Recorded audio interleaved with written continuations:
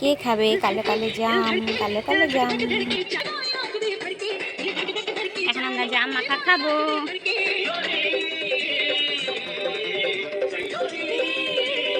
কে খাবে? ভালো লাগছে না? এখন আমরা জাম মাখা খাবো। আমার ভাগনা ঠান্ডা লেগে গেছে, দেখো গালে কি হয়ে গেছে।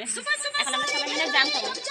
তোমরা কে কে এইভাবে জাম মাখিয়ে খাও অবশ্যই কমেন্ট করে বলবে। এখন আমরা এটাকে ভালো করে মাখিয়ে আমি আর প্রীতম খাবো। আমাদের জাম মাখা হয়ে গেছে। হ্যালো গাইস, জাম কে কে খাবে চলে এসো, অনেকগুলো জাম আছে।